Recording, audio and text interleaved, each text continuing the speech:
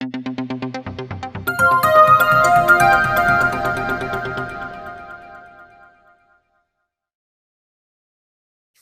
ఆసీనుడై ఉన్న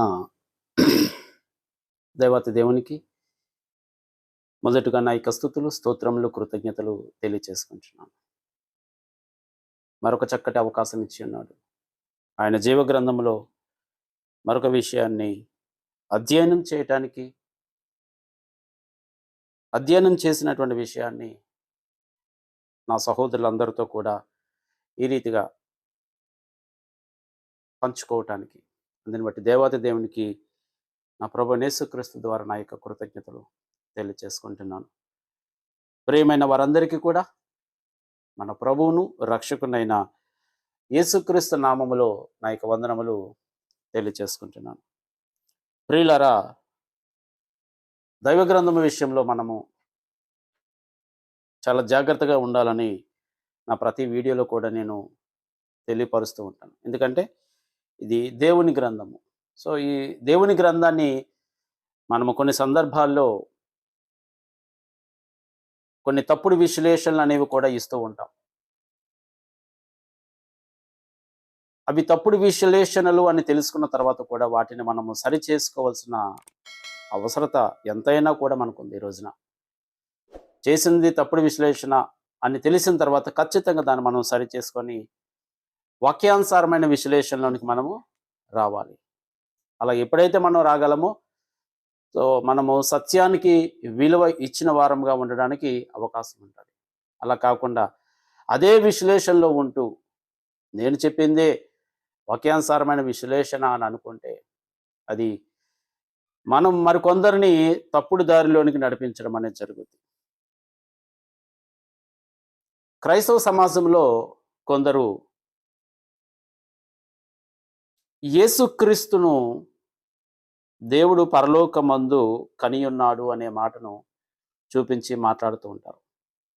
యేసుక్రీస్తును పరలోకమందు దేవుడు కనియున్నాడు అంటే యేసుక్రీస్తు కూడా సృష్టిలో ఒకరు అన్నట్టుగా మాట్లాడుతుంటారు. ఆయనను చేసిన తర్వాతే ఈ సృష్టి అంతా చేశారు, ఆయన ద్వారా సృష్టి చేశారు అన్నట్టుగా మాట్లాడుతూ ఉంటారు. అయితే ఆ వాదన నేను వ్యతిరేకిస్తాను. ఎందుకంటే బైబిల్లో నాకున్నటువంటి ఆధారాల ప్రకారం పరలోకమందు యేసుక్రీస్తును దేవుడు కనలేదు. ఆయన కూడా దేవునితో పాటు నిత్యత్వంలో ఉన్నవాడు. ఇది నా వాదన. దేవునితో పాటు కూడా ఆయన నిత్యత్వంలో ఉన్నాడు. ఆయన పరలోకంలో దేవుడు కలుగజేసినట్టుగా కానీ దేవుడు కన్నట్టుగా కానీ బైబిల్ ఎక్కడ కూడా చెప్పలేదు. అటువంటప్పుడు ఆ వాదన నేను వ్యతిరేకిస్తాను, తిరస్కరిస్తాను. చాలా వరకు ఏం చేస్తుంటారంటే సామెతలు 8వ అధ్యాయం తీసుకొస్తారు. 8వ అధ్యాయం తీసుకొచ్చి అక్కడ 23వ వచనము, అనాది కాలం మొదలుకొని మొదటి నుండి భూమి ఉత్పత్తి అయిన కాలమునకు పూర్వము నేను నియమింపబడి తిని. 22వ వచనము, పూర్వకాలమందు తన సృష్టి ఆరంభమున తన కార్యములలో ప్రధానమైన దానిగా యెహోవా నన్ను కలుగజేసెను అని ఈ మాటలు మనకి ఇక్కడ కనబడుతున్నాయి. సో ఈ మాటలు బట్టి ఏమంటున్నారంటే చాలా మంది ఈ సృష్టి ఆరంభంలో యేసుక్రీస్తును దేవుడు కన్నాడు, దేవుడు కలుగజేశాడు అన్నట్టుగా మాట్లాడుతున్నారు ఈ మాటలను బట్టి. అదేవిధంగా ప్రకటన గ్రంథము 3వ అధ్యాయంలో కూడా ఒక మాట ఉంటుంది. ప్రకటన గ్రంథము 3వ అధ్యాయము 14వ వచనంలో కూడా యోహాను గారు మాట్లాడుతూ అక్కడ లవోదికయ సంఘానికి చెబుతూ మాట్లాడుతున్నది. లవోదికయలో ఉన్న సంఘపు దూతకు ఇలాగ వ్రాయము, ఆమెన్ అనువాడును నమ్మకమైన సత్యసాక్షియు దేవుని సృష్టికి ఆదియునైన వాడు చెప్పు సంగతులు ఏవనగా, దేవుని సృష్టికి ఆదియునైన వాడు చెప్పు సంగతులు ఏవనగా. సో దీన్ని తీసుకుంటున్నారు. తర్వాత సామెతలు 8వ అధ్యాయము 22వ వచనం తీసుకుంటున్నారు. అదేవిధంగా కీర్తనలు 1వ అధ్యాయంలో కూడా ఉంటుంది ఒక మాట, కీర్తనలు 1వ అధ్యాయము 7వ వచనము. కట్టడలను నేను వివరించేదను, యెహోవా నాకు ఇలాగ సెలవిచ్చెను, నీవు నా కుమారుడవు, నేడు నిన్ను కనియున్నాను. సో ఇలాంటి కొన్ని వచనాలు తీసుకొని ఏం చేస్తున్నారంటే, యేసుక్రీస్తును దేవుడు పరలోకమందు కనియున్నాడు అన్నట్టుగా మాట్లాడుతున్నారు. యేసుక్రీస్తును దేవుడు పరలోకమునందు కనియున్నాడు అనేటువంటిగా మాట్లాడుతున్నారు. ఇది ఎంతవరకు వాస్తవము? ఎంతవరకు ఇది మనము నమ్మడానికి సఖ్యంగా ఉంది, నమ్మొచ్చు అనేది కూడా ఆలోచన చేయాలి. ఎందుకంటే ప్రతి ఒక్కరు చెప్పింది కూడా మనం ఈ రోజున ఆలోచన చేయాలి. ఆలోచన చేసి అది లేఖనానుసారం అయితే ఖచ్చితంగా మనము అంగీకరించాలి. అందులో డౌటే లేదు. ఇంక అందులో అది లేఖనానుసారంగా ఉంది, మనం అడిగే ప్రతి ప్రశ్నకు సరియైన సమాధానం వస్తుంది అని అనుకున్న తర్వాత దాన్ని ఖచ్చితంగా మనం అంగీకరించాలి. అబ్బే ఇంకా నేను దాన్ని అంగీకరించను అంటే అది మూర్ఖత్వంతో సమానమే తప్ప కానీ సత్యాన్ని అంగీకరించే తత్వం అనేది లేదు అని అర్థం అక్కడ. సో ఇక్కడ యేసుక్రీస్తును దేవుడు పరలోకమందు కనియున్నాడు అంటే ఖచ్చితంగా మనకు లేఖనం అనేది చెప్పాలి. ఎప్పుడు చెప్పాలి అది? ఎక్కడ చెప్పాలి అది? ఇది కదా మనం ఆలోచన చేయాలి.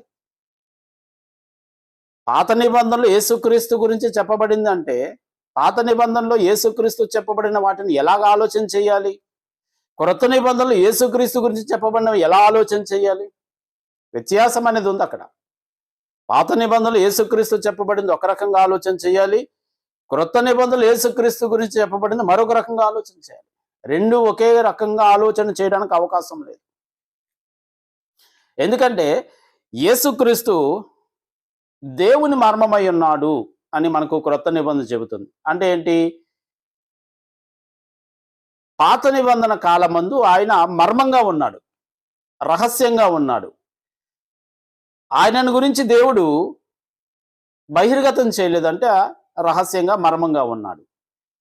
ఇది మనకు క్రొత్త నిబంధన చెబుతున్నటువంటి సారాంశం. దేవుని మర్మమై ఉన్న క్రీస్తును అని.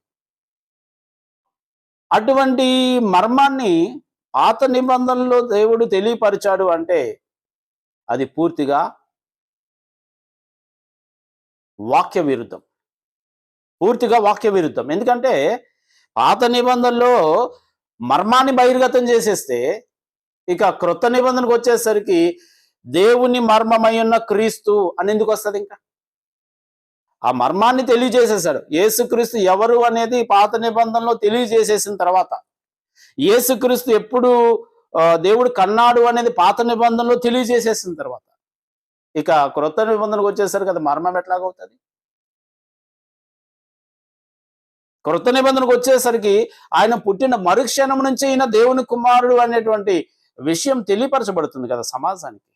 ఆయన ఎప్పుడైతే మరియ గర్భం నుండి భూమి మీద పడ్డాడో ఆ క్షణం నుండి కూడా ఈయన దేవుని కుమారుడు అనే విషయం తెలిసిపోతుంది కదా. ఎందుకంటే ఆల్రెడీ అప్పటికే పాత నిబంధనలు యేసుక్రీస్తు గురించి తెలియపరచబడినటువంటి సందర్భాన్ని బట్టి. కానీ ఎప్పుడు తెలియపరచబడ్డది? ఆయన బాప్తిస్మం తీసుకున్న తర్వాత ఈయన నా ప్రియ కుమారుడు, ఈయన యందు నేను ఆనందించుచున్నాను అని మత్తయి సువార్త 3వ అధ్యాయం 17వ వచనంలో మనము చూస్తాం. అప్పుడు తెలియపరచబడ్డది యేసుక్రీస్తు. అంతవరకు కూడా యేసుక్రీస్తు గురించి ఎవరికి కూడా దేవుడు తెలియపరచలేదు. ఆయన పుట్టిన తర్వాత 30 ఏండ్ల వరకు కూడా ఎవరికి తెలియపరచలేనటువంటి దేవుడు పాత నిబంధనలో యేసుక్రీస్తుని నేను పరలోకంలో కన్నాను అనే విషయాన్ని, లేదు యేసుక్రీస్తు వారు ఆయన నన్ను కలుగజేశాను అనే విషయాన్ని ఎట్లా చెప్తారు? చెప్పరు కదా. అప్పుడు అది మర్మంగా రాదు కదా. అప్పుడు అది మర్మంగా వచ్చేటువంటి పరిస్థితే లేదు కదా. ఇక్కడ కొన్ని పాయింట్స్ మనం చూడాలి. కొన్ని పాయింట్స్ మనము చూడాలి. యేసుక్రీస్తుని దేవుడు పరలోకంలో కన్నాడా లేదా అనే విషయాన్ని ఆయన పాత నిబంధనలో తెలియజేశాడా లేదా అనేది మనకు తెలియాలి అంటే కొన్ని పాయింట్స్ మనం చూడాలి. పాత నిబంధన కాలమందు ఎవరు మాట్లాడారు? పాత నిబంధన కాలమందు ఎవరు మాట్లాడారు? తండ్రి కుమారు ఇద్దరూ మాట్లాడారా? కేవలం దేవుడు మాత్రమే మాట్లాడాడా? ఇది మనకు క్లారిఫికేషన్ కావాలి. దేవుడు మాత్రమే మాట్లాడా లేకపోతే దేవునితో పాటు దేవుని కుమారుడైన యేసుక్రీస్తు కూడా మాట్లాడా అంటే మనకు బైబిల్ చెబుతున్న సమాధానము హెబ్రీ పత్రిక 1వ అధ్యాయము. హెబ్రీ పత్రిక 1వ అధ్యాయం మనం చదివితే అక్కడ మనకు పౌలు గారు తెలియజేస్తూ, పూర్వకాలమందు నానా సమయములలోను నానా విధములుగాను ప్రవక్తల ద్వారా మన పితరులతో మాట్లాడిన దేవుడు. పూర్వకాలమందు నానా సమయములలోను నానా విధములుగాను ప్రవక్తల ద్వారా మన పితరులతో మాట్లాడిన దేవుడు. అంటే పూర్వకాలమందు నానా సమయములోను అంటే ఆది నుంచి మొదలుకొని మలాకీ గ్రంథం వరకు, అంటే క్రీస్తు కాలం వరకు కూడా నానా సమయముల్లోను పితరులు అంటే ఆదాము కాలము, నోవా కాలము, అబ్రహా కాలము, మోషే కాలము, నానా సమయములలో ప్రవక్తల ద్వారా మాట్లాడిన దేవుడు అని ఉంటుంది అక్కడ. అంటే పాత నిబంధన కాలం దేవుడు మాట్లాడాడు అనేటువంటి విషయం చాలా క్లారిటీగా ఉంది. సో ఇక్కడ యేసుక్రీస్తు అంటే దేవుని కుమారుడు మాట్లాడాడు అనేటువంటి విషయం అయితే ఇక్కడ బహిర్గతం చేయలేదు. అదేవిధంగా దీనికి అనుబంధంగా మనం ఒక వచనం చూస్తే సంఖ్యాకాండము 12వ అధ్యాయము. సంఖ్యాకాండము 12వ అధ్యాయము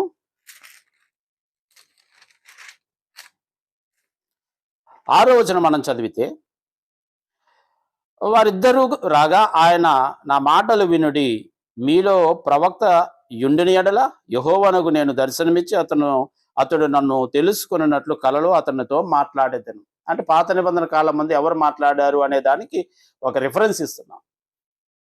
నా సేవకుడైన మోషే వాడు కాదు, అతడు నా ఇల్లంతటిలో నమ్మకమైన వాడు, నేను గూఢ భావములతో కాదు దర్శనమిచ్చి ముఖాముఖిగా అతనితో మాట్లాడేదను. అంటే పాత నిబంధన కాలం మంది ఎవరు మాట్లాడారు అనే దానికి అనుబంధ రిఫరెన్స్ అనేది మనం అక్కడ చూస్తున్నాం.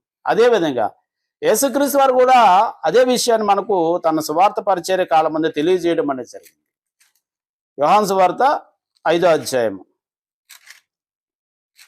యోహాను సువార్త 5వ అధ్యాయము 17వ వచనం మనం చదివితే, అయితే యేసు నా తండ్రి ఇది వరకు పని చేయుచున్నాడు. నా తండ్రి ఇది వరకు పని చేయుచున్నాడు. ఇది వరకు అంటే ఎప్పుడు? పూర్వకాలం అనే కదా అర్థము. నా తండ్రి పూర్వకాలమందు పని చేయుచున్నాడు, నేనును చేయుచున్నాను అనే కదా అర్థం వస్తుంది. అంటే పూర్వకాలమందు ఎవరు చేశారని ఇక్కడ యేసుక్రీస్తు వారు మాట్లాడుతున్నారు? తండ్రి పని చేసినట్టుగా మాట్లాడుతున్నారు. పూర్వకాలమందు ఎవరు మాట్లాడారు అనే విషయాన్ని మనకు హెబ్రీ పత్రిక 1వ అధ్యాయం 1వ వచనం తెలియపరిచింది దేవుడు. సో అంటే పాత నిబంధన కాలం ముందు యేసుక్రీస్తు ఎవరికి మాట్లాడలేదు, ఎవరితో ఆయన సంభాషణ చేయలేదు, ఎవరికి కనిపించలేదు. ఆ వచనాన్ని కూడా ఆ మాటలు కూడా యేసుక్రీస్తు వారు క్లియర్గా మాట్లాడారు. మత్తయి సువార్త మనం చదివితే, మత్తయి సువార్త పాత నిబంధనలో యేసుక్రీస్తు మాట్లాడా అనే దానికి కూడా యేసుక్రీస్తు వారు స్పష్టత ఇచ్చారు. ఇదంతా ఎందుకు చెబుతున్నాను అనేది ముందుకు మనం తెలుసుకోవడానికి అవకాశం ఉంటుంది. మత్తయి సువార్త 13వ అధ్యాయము 17వ వచనం మనం చదివితే అక్కడ యేసుక్రీస్తు వారు మాట్లాడుతూ, అనేక ప్రవక్తలు నీతిమంతులను మీరు చూచిన వాటిని చూడగోరియు చూడకపోయిరి, మీరు వినువాటిని వినగోరియు వినకపోయిరని మీతో నిశ్చయంగా చెప్పుచున్నాను. అనేక ప్రవక్తలను నీతిమంతులను మీరు చూచి వాటిని చూడగోరియు చూడకపోయిరి, మీరు వినువాటిని వినగోరియు వినకపోయిరని మీతో నిశ్చయంగా చెప్పుచున్నాను. సో అంటే ఇక్కడ మనకు అర్థం కావాలి, ఇంకా యేసుక్రీస్తు అనేటువంటి ఆయన పాత నిబంధనలో ప్రవక్తలతో కానీ నీతిమంతులతో కానీ మాట్లాడలేదు, ఎవరికి కనిపించలేదు అనేటువంటి విషయాన్ని యేసుక్రీస్తు వారు చాలా క్లియర్గా మాట్లాడారు. ఇక్కడ చాలా స్పష్టంగా మాట్లాడారు. మీరు చూచి వాటిని చూడగోరి చూడలేకపోయిరి, మీరు వినువాటిని వినగోరి వినలేకపోయిరి అని నిశ్చయముగా మీతో, అంటే ఖచ్చితంగా వారు నన్ను చూడలేదు, నాతో మాట్లాడలేదు అనే విషయాన్ని చాలా క్లియర్గా మాట్లాడారు. ఇదే మాట మనకు లూకాసు వార్త 10వ అధ్యాయంలో కూడా మనకు కనబడుతుంది. లూకాసు వార్త 10వ అధ్యాయము 23, 24 వచనాలు ఇదే సందర్భం మనకు అక్కడ కూడా కనబడుతుంది.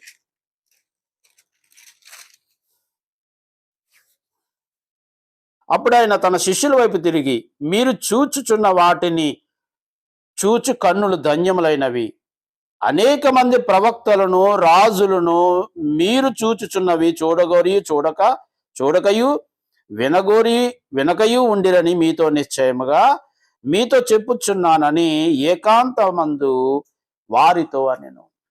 సో అంటే పాత నిబంధన కాలమందు ఏ రాజులతో నేను మాట్లాడలేదు, పాత నిబంధన కాలమందు ఏ ప్రవక్తలతో నేను మాట్లాడలేదు, పాత నిబంధన కాలమందు ఏ నీతిమంతులతో నేను మాట్లాడలేదు.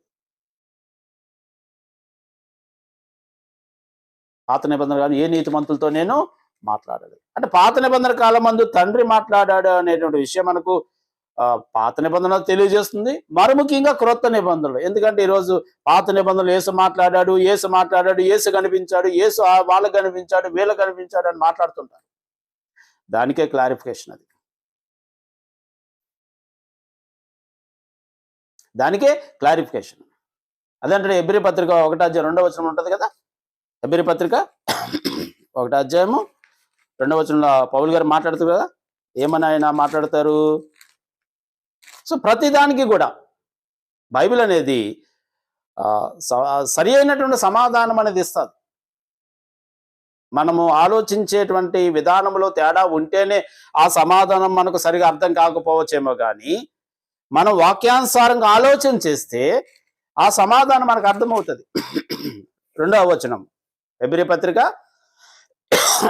1:2 ఆ దినముల అంతమందు కుమారుని ద్వారా, ఈ దినముల అంతమందు కుమారుని ద్వారా మనతో మాట్లాడు. అంటే ఎప్పుడు అయినా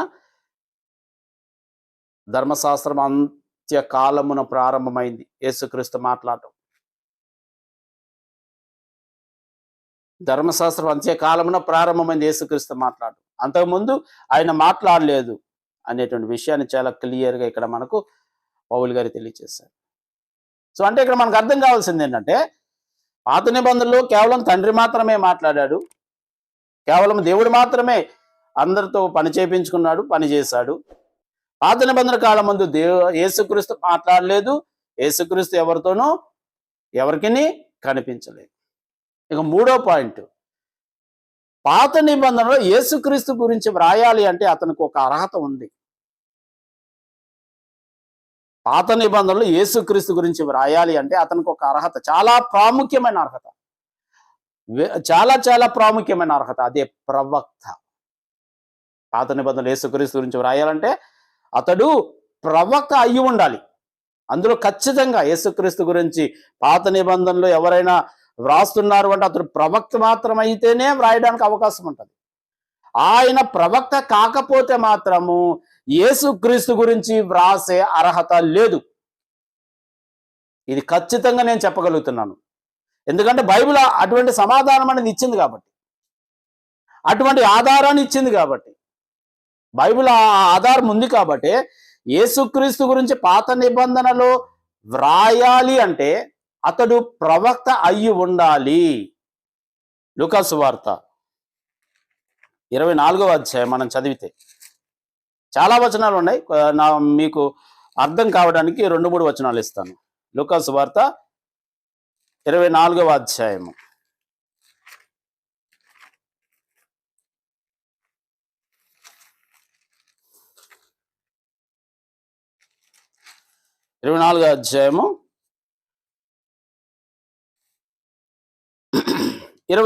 మనం చదివితే, మోషేయు సమస్త ప్రవక్తలను మొదలుకొని లేఖనములన్నింటిలో తన్ను గూర్చిన వచనముల భావములు వారికి తెలిపాను. మోషేయు సమస్త ప్రవక్తలు అని మాట ఇక్కడ ఉంటుంది. అంటే పాత నిబంధనలు యేసుక్రీస్తు గురించి వ్రాయాలంటే ఆయన ఏమై ఉండాలి? ప్రవక్త అయి ఉండాలి. ఎందుకనంటే యేసుక్రీస్తు గురించి పాత నిబంధనలో వ్రాస్తున్నారు అంటే దాని అర్థం ఏంటంటే భవిష్యత్తులో జరిగేటువంటి విషయాలను అక్కడ ప్రవక్త ద్వారా దేవుడు తెలియపరుస్తున్నాడు. పాత నిబంధనలో ఏ విషయమైనా సరే ఉంది అంటే అది భవిష్యత్తులో జరిగే విషయం గురించే పాత నిబంధనలో యేసుక్రీస్తు గురించి ఉంటుందే తప్ప కానీ ఆయన ఉనికిని గురించి దేవుడు పాత నిబంధనలో ప్రవక్తల ద్వారా తెలియపరచడు. ఎందుకంటే అది భవిష్యత్తుకు సంబంధించింది కాదు. The existence of Jesus Christ is never revealed to the prophets in the Old Testament. యేసుక్రీస్తు ఉనికిని గురించి అసలు దేవుడు ప్రవక్తలకు పాత నిబంధనలో తెలియపరచలేదు. పాత నిబంధనలో తెలియపరిచిన విషయాలన్నీ కూడా అర్థమేంటి? భవిష్యత్తులో జరిగే విషయాలను పాత నిబంధనలో తెలియపరచాలి. అందుకంటాడు, మోషేయు సమస్త ప్రవక్తలను మొదలుకొని లేఖనములన్నింటిలో తన్ను గూర్చిన వచనముల భావముల వారికి తెలిపి. అంటే యేసుక్రీస్తు గురించి వ్రాయాలి అంటే అతడు ఖచ్చితంగా the qualification is most important. The profit, he must be prophet if he want to tell anything about Jesus Christ. If he is not a prophet, he is not allowed to say anything about Jesus Christ. అదేవిధంగా 44వ వచనం కూడా చూస్తే, అందుకు ఆయన మోషే ధర్మశాస్త్రములోను ప్రవక్తల గ్రంథములలోను కీర్తనలలోను నన్ను గూర్చి వ్రాయబడినవన్నీ నెరవేరినవని, నేను మీ యొద్ద ఉండినప్పుడు మీతో చెప్పిన మాట నెరవేరినవని వారితో చెప్పాను. అంతటా ఆయన మోషే ధర్మశాస్త్రములోను ప్రవక్తల గ్రంథములలోను కీర్తనలలోను, అంటే పాత నిబంధనలో ఏ విషయాలైతే వ్రాయబడ్డాయో అవన్నీ నెరవేరాయి. అంటే అర్థం ఏంటి? ప్రవచనాలు. అవన్నీ ప్రవచనాలు అంటే యేసుక్రీస్తు గురించి ముందుగా దేవుడు తెలియపరిచిన ప్రవచనాలు. అంటే ఆ ప్రవచనాలు తెలియపరచాలి అంటే మొదట అతడు ప్రవక్త అయ్యి ఉండాలి అనే విషయం మనకు అర్థం కాదు. అతడు ప్రవక్త కాని పక్షాన యేసుక్రీస్తు గురించి అతడు వ్రాసేటువంటి విధానమే ఉండదు. మామూలుగా కొన్ని పాత నిబంధన వచనాలు క్రొత్త నిబంధనలు మనం మరలా డీకోడ్ చేసి మనకు మాట్లాడుతూ ఉంటారు భక్తులు, అది వేరే విషయం.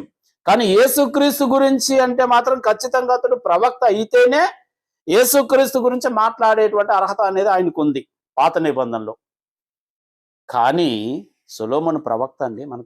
నాకు తెలిసి బైబిల్లో సొలొమోను ప్రవక్త అనే మాట ఎక్కడా నేను చూడలేదు.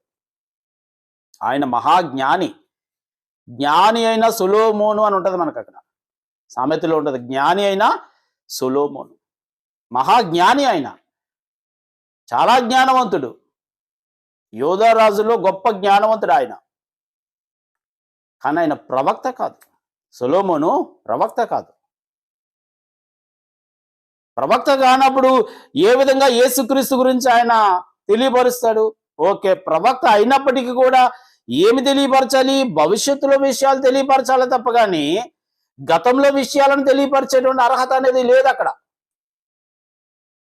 గతంలో గతంలో విషయాలను తెలియపరిచేటువంటి విధానము పాత నిబంధనలో లేదు యేసుక్రీస్తు గురించి. భవిష్యత్తులో జరిగే విషయాలే ప్రవక్తలు పాత నిబంధనలో తెలియపరిచారు తప్ప కానీ గతంలో అంటే సృష్టికి ముందు ఉన్న విషయాలను లేకపోతే సృష్టి తర్వాత విషయాలను యేసుక్రీస్తుకు సంబంధించిన విషయాలైతే పాత నిబంధనలో ఎక్కడ కూడా తెలియపరచలేదు. సో ఇక్కడ సొలొమోను ప్రవక్త కాదు అనే విషయం మనకు అర్థం కావాలి. సొలొమోను ప్రవక్త కాదు. ప్రవక్త కానప్పుడు ఎట్లాగైనా మరి యేసుక్రీస్తు గురించి ఆయన రాస్తాడు? భవిష్యత్తులో జరిగే విషయాలైనప్పటికీ కూడా యేసుక్రీస్తు గురించి సొలొమోను గారు రాయడానికి అర్హత లేదు. Because of he is not a profit.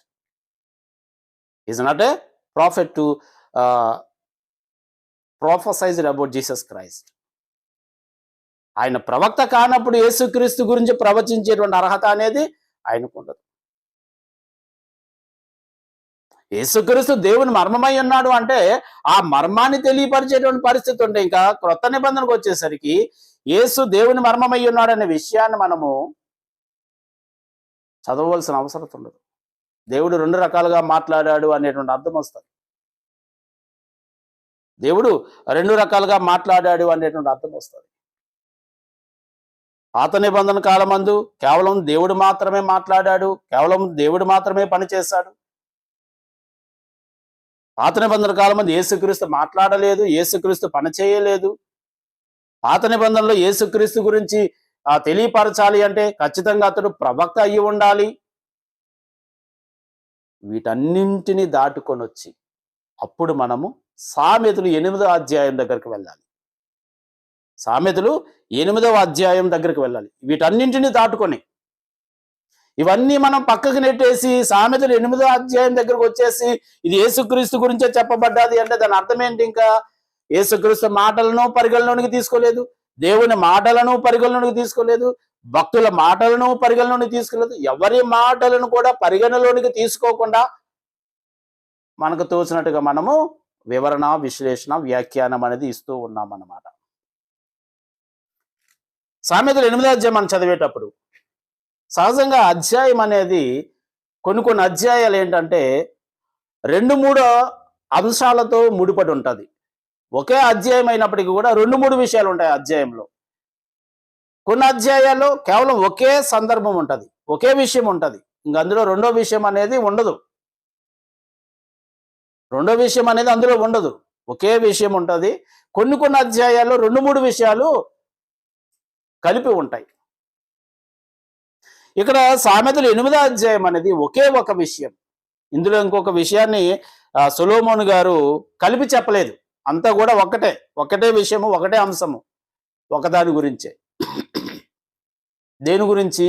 జ్ఞానం గురించి ఇక్కడ మాట్లాడుతున్నాడు. మొత్తం 8వ అధ్యాయం అంతా కూడా 1 నుంచి 36వ వచనం వరకు కూడా మొత్తం అంతా జ్ఞానం గురించే మాట్లాడుతున్నాడు.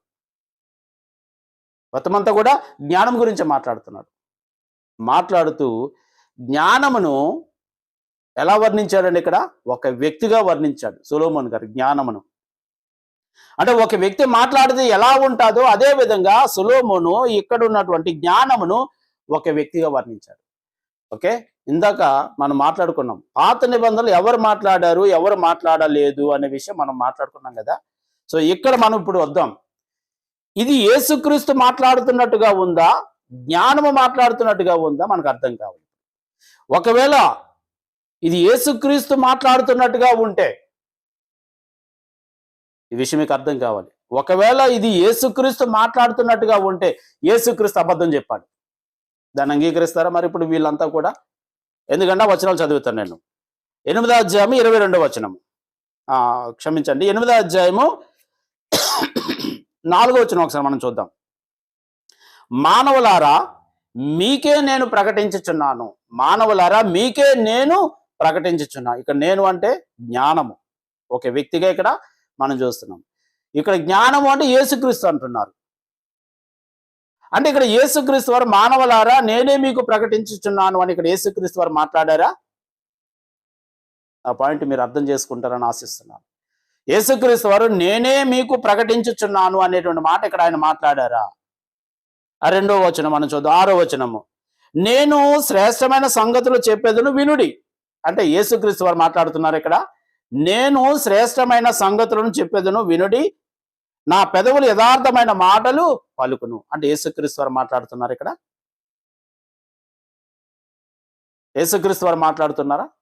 సరే, ఇంకొక వచనం 22వ వచనము, పూర్వకాలమందు తన సృష్టి ఆరంభమున తన కార్యములలో ప్రధానమైన దానిగా యెహోవా నన్ను కలుగజేశాను. అంటే ఇక్కడ యేసుక్రీస్తు వారు మాట్లాడుతున్నారా? యెహోవా నన్ను కలుగజేశాను అనే మాట యేసుక్రీస్తు వారు మాట్లాడుతున్నారా? ఇంకొకటి 23వ వచనం, అనాది కాలం మొదలుకొని మొదటి నుండి భూమి ఉత్పత్తి అయిన కాలమునకు పూర్వము నేను నియమింపబడితిని. యేసుక్రీస్తు వారు చెప్తున్నారా మాట? యేసుక్రీస్తు వారు చెబుతున్నారా మాట మనకు? 32వ వచనం చూద్దాం. కావున పిల్లలారా నా మాట ఆలకించుడి, నా మార్గమున అనుసరించువారు ధన్యులు. ఎవరు చెబుతున్నారు? ఇప్పుడు మనకి ఇక్కడ ఈ మాటలు, ఈ వచనాలు మనకు అర్థం కావాలి. ఎందుకంటే ఇవి మాట్లాడుతున్నది యేసుక్రీస్తు అని వీరు కానీ భావిస్తే, ఎవరైతే యేసుక్రీస్తును దేవుడు పరలోకమందు కలుగజేశాడు, కన్నాడు అనేటువంటి వాదన ఎవరైతే తీసుకొచ్చారో ఆ సహోదరులు ఇప్పుడు ఈ మాటలు అనేవి యేసుక్రీస్తే పలికాడు అని మీరు చెప్పగలిగితే, అప్పుడు యేసుక్రీస్తు చెప్పిన మాటలు తప్పు అని మీరు చెబుతున్నట్టు అర్థం. ఎందుకంటే ఆయన ఏమన్నాడు? మత్తయి సువార్త 13వ అధ్యాయం 17వ వచనం, మీరు చూచుచున్న వాటిని చూడగోరియు, మీరు వినుచున్న వాటిని వినగోరియు, వినలేకపోయిరి, చూడలేకపోయిరి అని నిశ్చయంగా మీతో చెప్పుచున్నాను. అంటే దాని అర్థం నేను పాత నిబంధనలు ఎవరితోనూ మాట్లాడలేదు అనేటువంటి విషయం యేసుక్రీస్తు వారు చెప్పారు. కానీ ఇక్కడ ఏమొచ్చి యేసుక్రీస్తు వారు మాట్లాడుతున్నట్టుగా ఉంది. ఇప్పుడు ఏది మనం నమ్మాలి? ఇది జ్ఞానం మాట్లాడుతుంది అని నమ్మాలా, లేకపోతే యేసుక్రీస్తు వారు మాట్లాడుతున్నారు అని నమ్మాలా? ఏ విధంగా నమ్మాలి? ఎందుకంటే ఏదైనా సరే ఫైనల్ జడ్జిమెంట్ అనేది బైబిల్ ఇవ్వాలి మనకు. మరి ఆ జడ్జిమెంట్ ప్రకారమే మనం ముందుకు వెళ్ళాలి. మరి ఆ జడ్జిమెంట్ అనేది ఎట్లా ఉంది అంటే ఫైనల్ జడ్జిమెంట్ యేసుక్రీస్తు చెప్పేశాడు, అయ్యా నేను పాత నిబంధనలో మాట్లాడలేదని. మరి ఇక్కడ ఈ సహోదరులు అంటున్నారు, కాదు కాదు సొలొమోను రాశాడు, అక్కడ సామెతలు 8వ అధ్యాయంలో ఆయన మాట్లాడుతున్నట్టుగా రాశాడు. సొలొమోను 8వ అధ్యాయంలో యేసుక్రీస్తు మాట్లాడితే క్రొత్త నిబంధనకు వచ్చేసరికి అదేంది మరి, నేను ఎవరితో మాట్లాడలేదు, నీతిమంతులతోనూ రాజులతోనూ ప్రవక్తలతోనూ నా మాట వినలేదు, నన్ను చూడలేదు అనే మాటలు ఎందుకు యేసుక్రీస్తు వారు చెప్పారు? ఇక్కడ సొలొమోను కూడా రాజే కదా, సొలొమోను కూడా ఒక రాజు, మరి ఆయన కూడా వినలేదనే అర్థం కదా వస్తుంది అక్కడ ఉన్న మాటలను బట్టి. అదేవిధంగా ఈ దినములు అంతమంది తన కుమారుని ద్వారా మాట్లాడాను అని మనకి హెబ్రీ పత్రిక ఉన్నప్పుడు, మరి అంతకుముందు కాలమందు కుమారుడు మాట్లాడలేనట్టే కదా అర్థం వస్తుంది. మరి అప్పుడు సామెతలు 8వ అధ్యాయాన్ని మనం ఏ విధంగా తీసుకోవాలి? జ్ఞానముగా మనం చూడాలా, లేకపోతే యేసుక్రీస్తుగా మనం చూడాలా? యేసుక్రీస్తుగా మనం చూడాలి అంటే మరి ఇక్కడ మాట్లాడుతున్న మాటలన్నీ కూడా యేసుక్రీస్తే మాట్లాడాడు అని అంగీకరించాలి వీళ్ళంతా కూడా. ఇక్కడ మాట్లాడుతున్న మాటలన్నీ కూడా యేసుక్రీస్తే మాట్లాడాడు అని అంగీకరించాలి. అది అంగీకరిస్తే పాత నిబంధనలో యేసుక్రీస్తు మాట్లాడాడు అని వీరు అంగీకరించారు.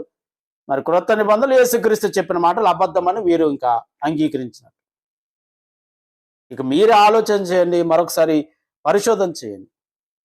పాత నిబంధనలో యేసుక్రీస్తు వారు మాట్లాడలేదు, ఎవరికి కనిపించలేదు, ఎవరికి ఆయన తన స్వరాన్ని వినిపించలేదు.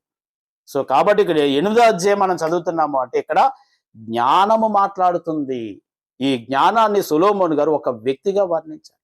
అంటే ఒక వ్యక్తి మాట్లాడితే ఎలా ఉంటుంది అనే దానికి ఇక్కడ జ్ఞానాన్ని ఆ వ్యక్తిగా ఒక వ్యక్తిత్వాన్ని ఇచ్చి ఆ వ్యక్తి మాట్లాడుతున్నట్టుగా ఉంది. ఏమని? నరులారా, మానవులారా, మీకే నేను ప్రకటించుచున్నా. అంటే జ్ఞానము ఒక మానవునిగా వర్ణిస్తే, ఒక మానవునిగా మనం ఊహిస్తే మానవుడు ఎలా మాట్లాడుతున్నాడో ఇక్కడ జ్ఞానము కూడా అదే విధంగా మాట్లాడుతుంది అని సొలొమోను గారు చెప్తున్నారు.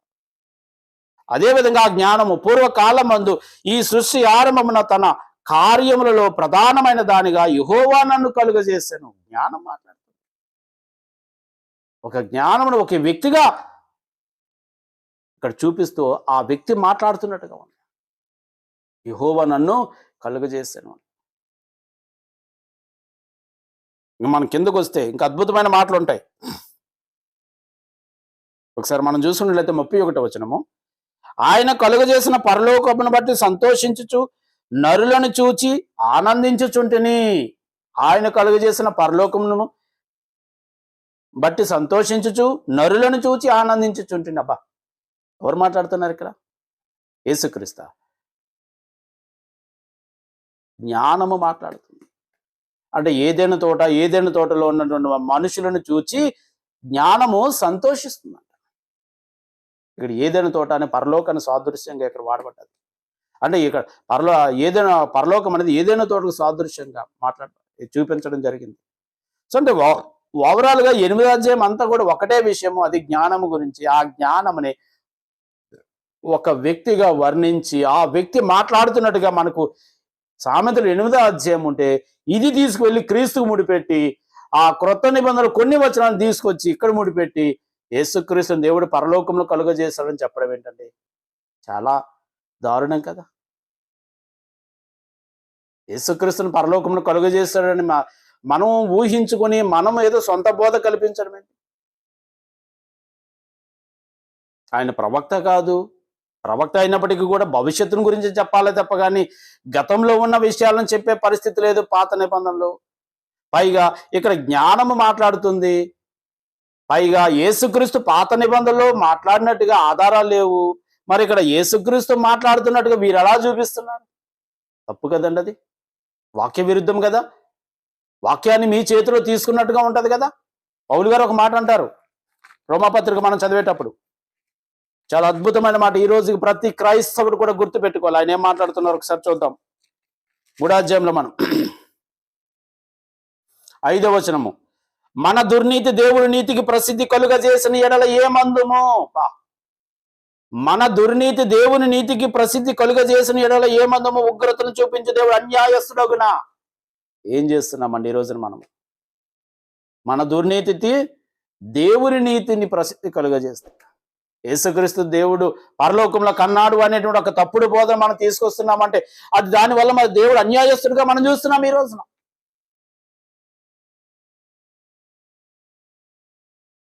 తమ స్వనీతిని స్థాపింపబూనుకొనుచు దేవుని నీతిని నిరర్థకం చేశారు అనేటువంటి విషయాన్ని రోమాపత్రిక 10వ అధ్యాయం మనం చదివితే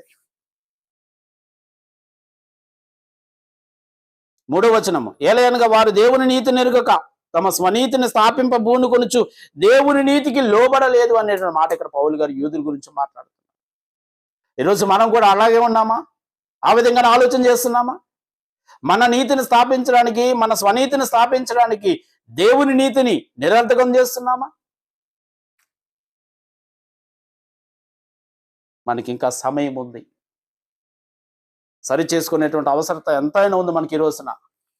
కాబట్టి సామెతలు 8వ అధ్యాయం అనేది యేసుక్రీస్తు గురించి కాదు. అక్కడ యేసుక్రీస్తు వారు మాట్లాడలేదు. ఎందుకంటే ఆయనే చెప్పాడు, నేను ఎవరితో మాట్లాడలేదు అని.